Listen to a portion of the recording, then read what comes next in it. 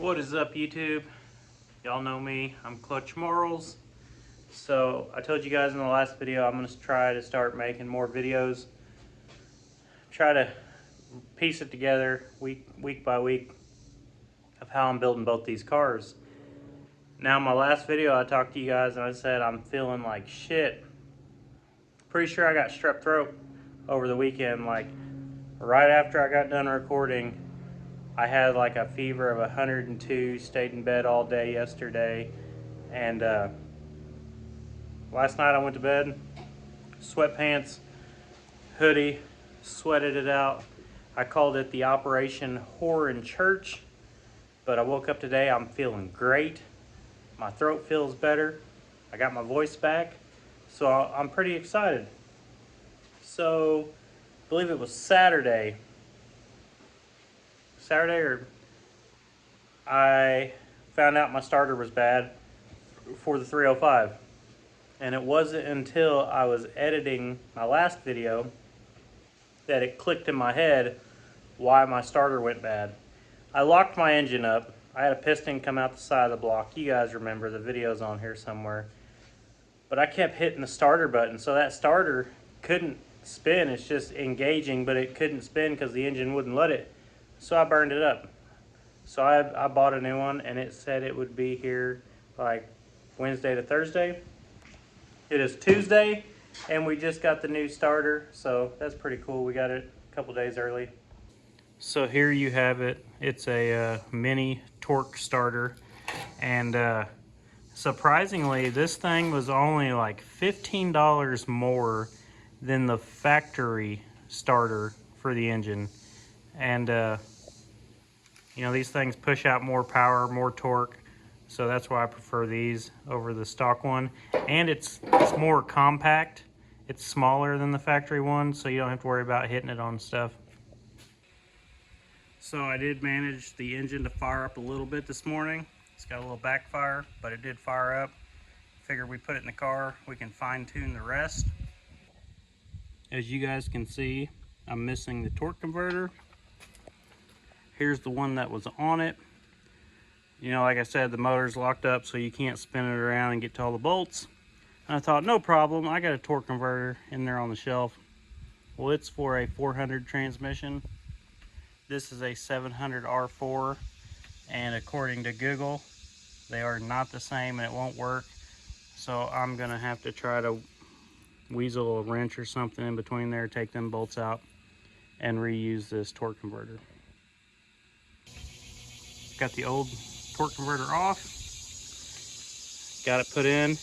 Now when the engine is locked up, you can keep pulling and pulling and pulling, and that torque converter will pop off, but you can't put it back on that way.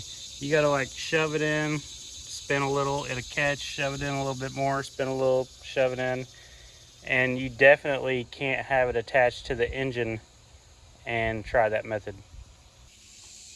All right, so we got it close to lining up. I still got to lower it a little. One thing to think about when you're doing this, if you're doing the engine by itself, when you remove the engine, the front of that transmission dips down. So you got to put a jack underneath there and raise that transmission front up so that this all goes together. Or not, you're going to put it in a bind. It'll never line up. Got the engine bolted to the transmission. Got the motor mounts bolted in. Went ahead and torched out the firewall. I think on the Fords we always like go all the way up, but with these having that big window, I feel like it weakens it. I went ahead and tacked in my fuel pump, hooked up my fuel line. I started to put the headers on and realized I do not have my gaskets, so I'm going to pick some up tonight on my way to work.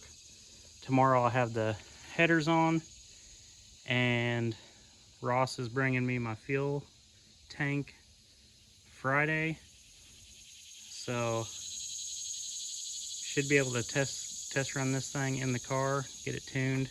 I hate the fucking air filter. Shut up, you guys, don't be complaining about the air filter. I know it's fucking huge. Look at that. But it's the one they recommended for my carburetor. I don't know. It's a Holley Quick Fuel 550 CFM. That's the air filter they said I needed. So I got the fuel line on there. Tomorrow, probably throw the battery box in, start getting my switch box wired up. I believe I'm only allowed one battery. I believe I might have to run an alternator. As much, you know, I'm gonna have really the only thing drawing power is gonna be the distributor and the fuel pump. But still, I'd hate to kill the battery. I don't know. I'll think on this because we're running the stock tranny cooler. Maybe we'll just get a brand new battery. You guys remind me to weld that backside there. Anyway, I think that's as far as I'm getting today.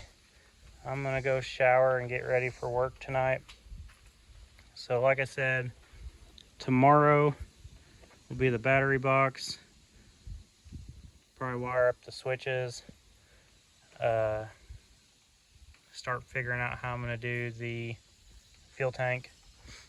I believe I want to run the keg, but if have to, I'll run my Blizzard Bash tank since it's already got the shut off and the end that screws into.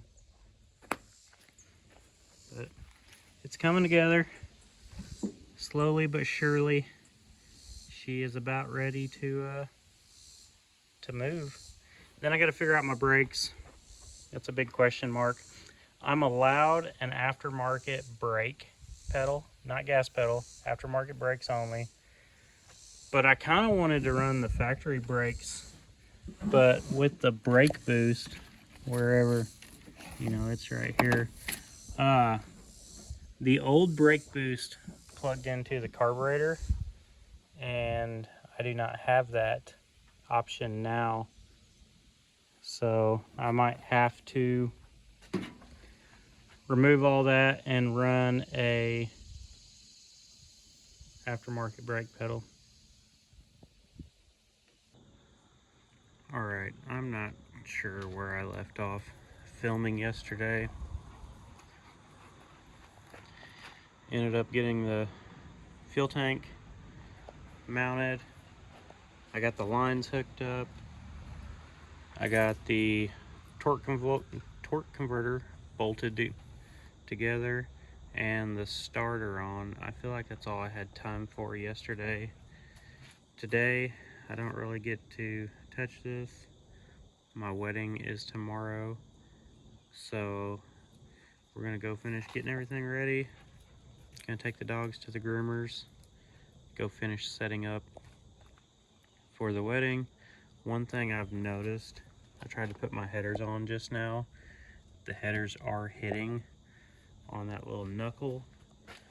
So I'm thinking about cutting open the firewall and just maybe like cutting this and just pulling it over a hair or something. I don't know.